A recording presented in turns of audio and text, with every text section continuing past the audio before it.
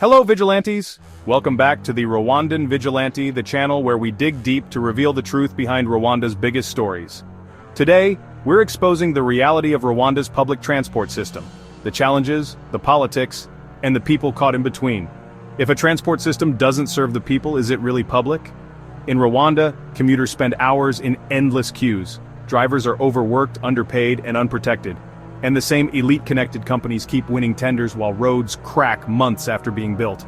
These are not just minor inefficiencies, they are daily injustices that strip dignity from working-class Rwandans.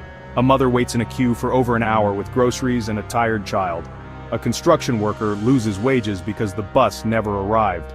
These stories aren't rare, they're the norm. Today, we break down Rwanda's public transport system, not the polished version sold to donors, but the messy, monopolized, mismanaged reality millions of Rwandans live with every day. This is the Rwandan Vigilante. Let's begin. Public transport in Rwanda, especially in Kigali, is not a free market. It's a monopoly masked as order. Just 3 or 4 companies dominate the entire sector.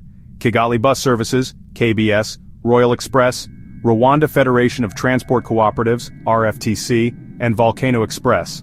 All 4 companies operate in Kigali and are backed by powerful political and business interests.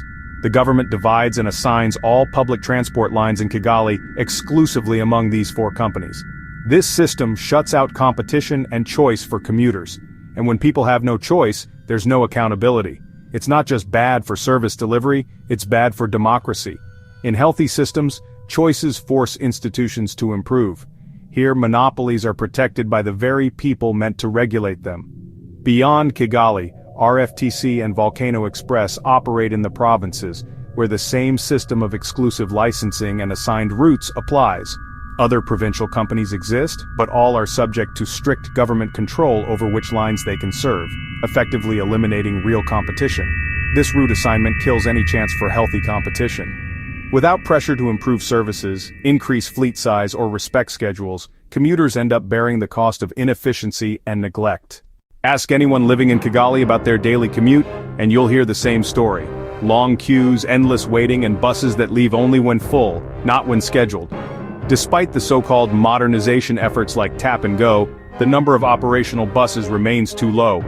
People are forced to wait in line for 30 minutes to over an hour, especially during peak hours. According to the 2023 Urban Mobility Survey by Rwanda's Ministry of Infrastructure, the current public transport system faces significant challenges as demand consistently outstrips supply, leading to overcrowding and long waiting times for commuters. Urgent interventions are required to increase fleet capacity and improve service reliability. And yet these companies, already granted monopolies, face little pressure to expand fleets or meet punctuality standards. They move only when profitable. If a bus is not full, it doesn't leave.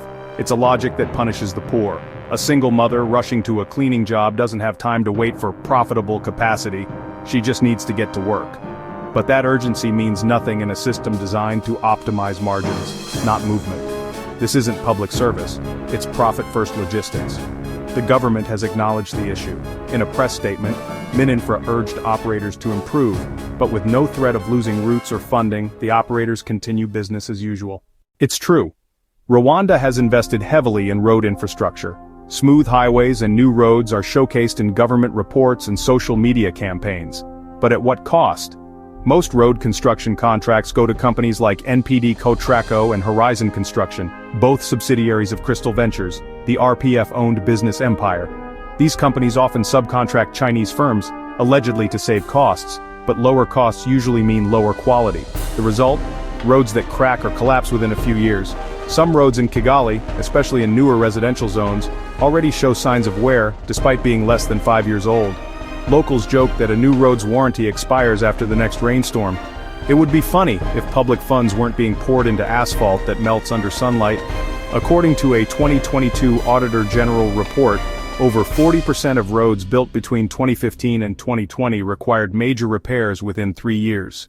The public pays twice, first for construction, and again for constant maintenance. Behind the wheel are men, usually underpaid, overworked, and voiceless. Multiple reports from bus drivers in Kigali and secondary cities describe conditions that verge on exploitation. No formal contracts or legal protections. Daily income targets they must meet or risk dismissal, 14, 16-hour shifts with no overtime pay. Poor vehicle conditions that endanger both driver and passenger.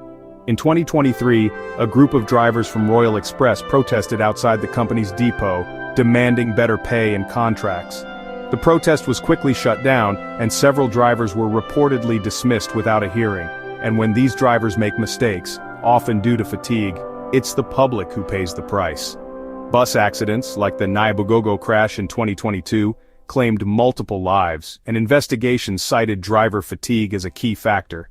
In 2023, facing mounting criticism over public transport inefficiency, the government took a bold step. Mininfra imported a fleet of electric buses, promising to revolutionize urban transport. The catch? Operators were forced to buy them, regardless of need or capacity. While the move was packaged as eco-friendly progress, it overlooked Rwanda's rugged terrain and the lack of local expertise in electric vehicle maintenance. Within months, several buses broke down. Spare parts were unavailable, technicians were untrained, and the environmental irony? The buses were imported under a climate agenda. But what's sustainable about shipping in complex machines with no supply chain or repair capacity? It's not green policy, it's greenwashing. A Rwandan newspaper reported in early 2024 that dozens of these electric buses were sitting idle, parked at a depot near Masoro, turned into scrap within a year. Transport companies were left with fewer functioning vehicles, worsening delays. Instead of a solution, the government's intervention became part of the problem.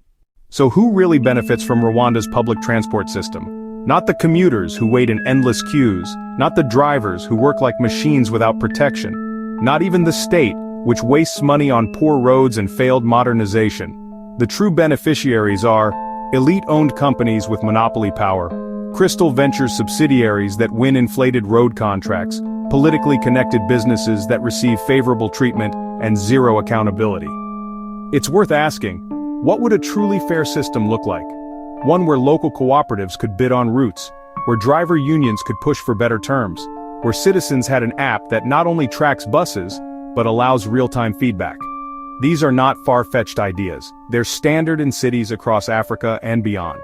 Public transport, like many sectors in Rwanda, has become a closed system, one where profit and control override public good. A truly public transport system should be efficient, reliable, and accountable to the people. But in Rwanda, it has become a mirror of the political system, centralized, monopolized, and silent to criticism.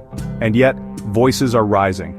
Civil society groups, urban planners, and ordinary citizens are starting to speak out, on radio shows and WhatsApp groups through community meetings.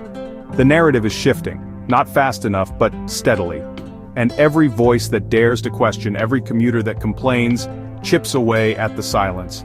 And the truth is, the people in charge don't feel the pain of poor public transport. Why would they?